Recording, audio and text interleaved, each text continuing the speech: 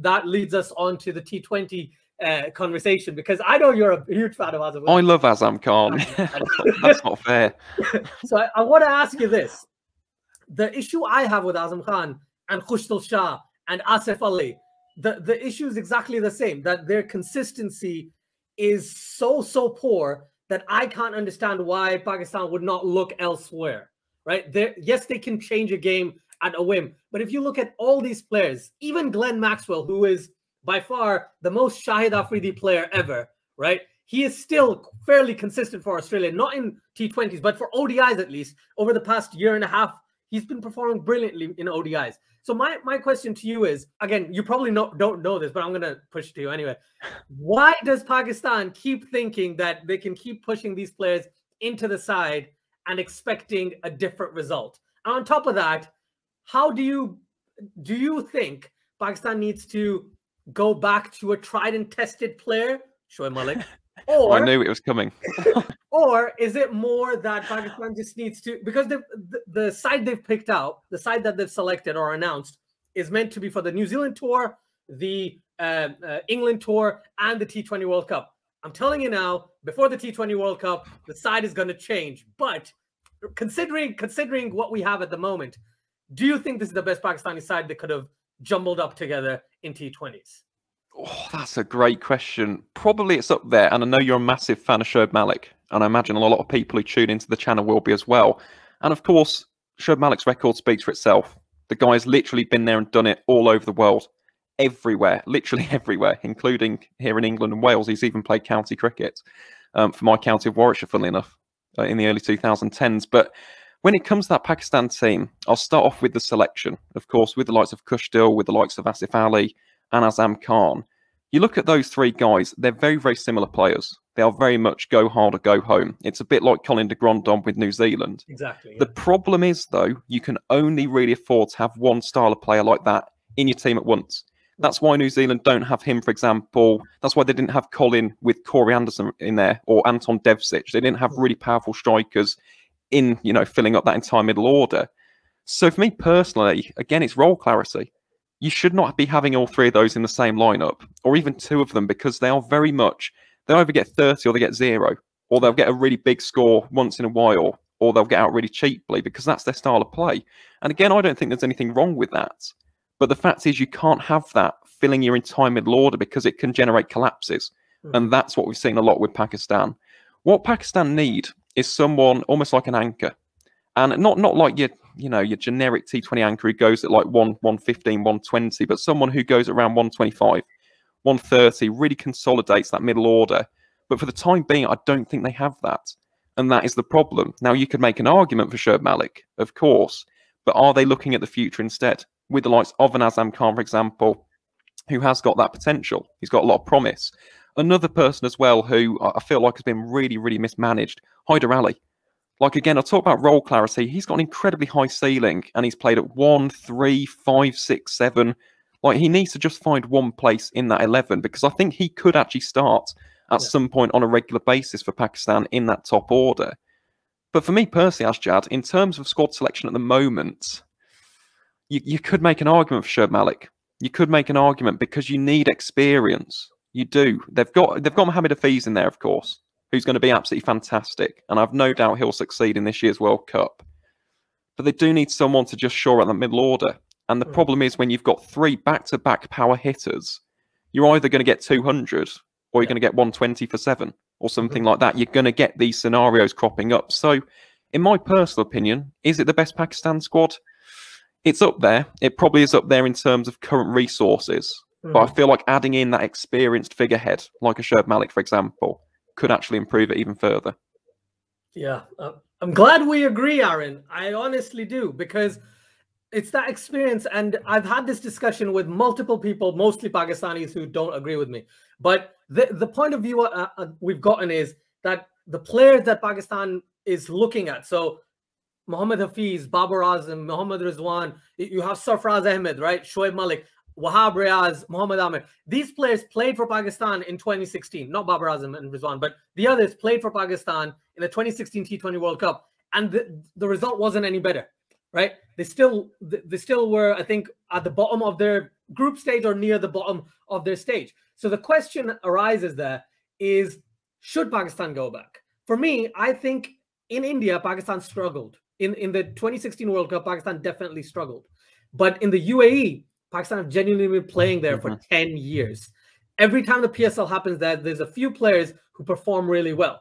So for that reason, I would always say you back experience. And on that specific point, I think Pakistan should also consider Wahab Riaz.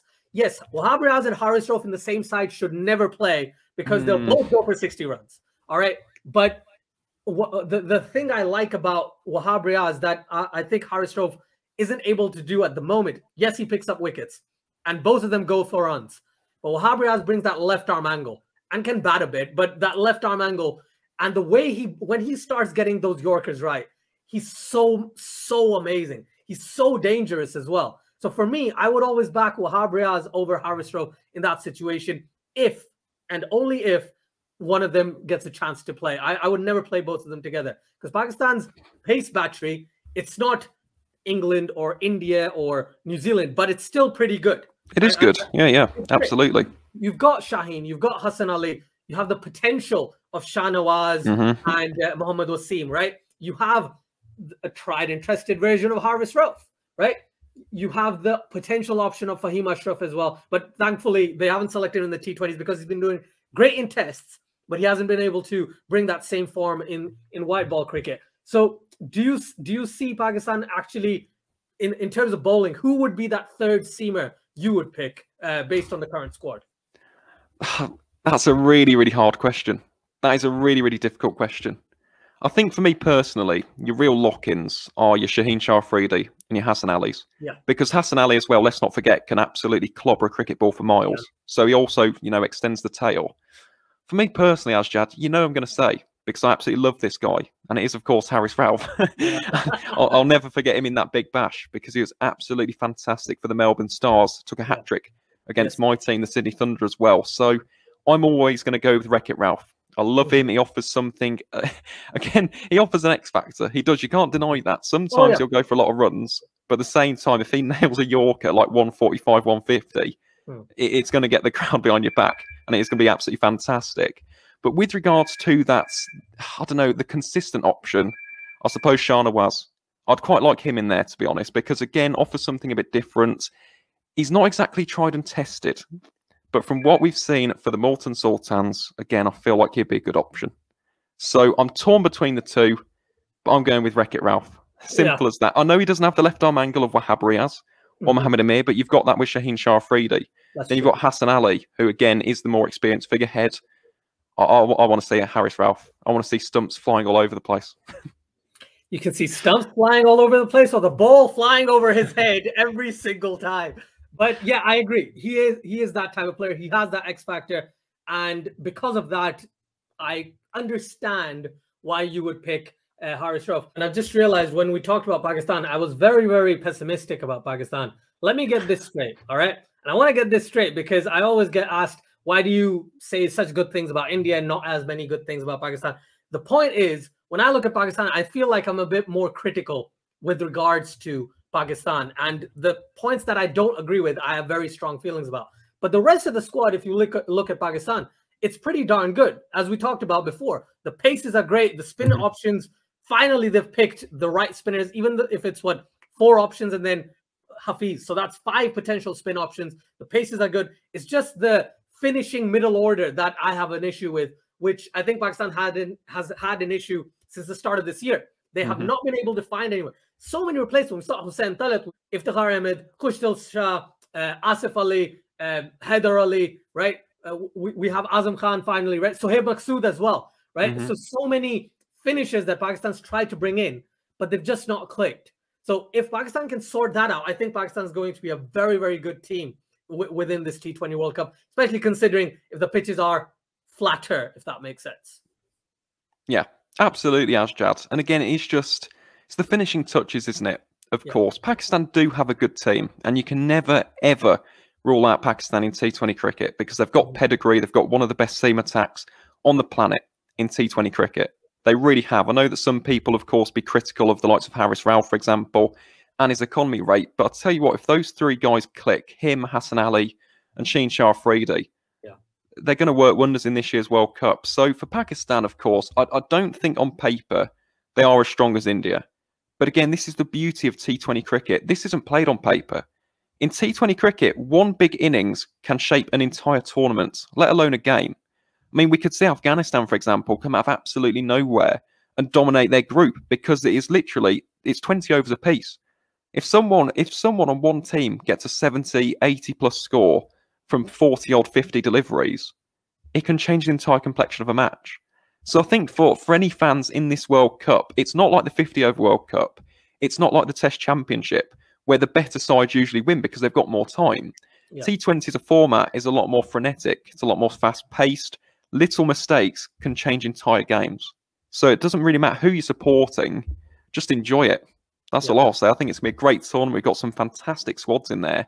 Yeah. And to be honest, India-Pakistan, it wouldn't matter who's in the squad. It's going to be a great game, isn't it? Yeah.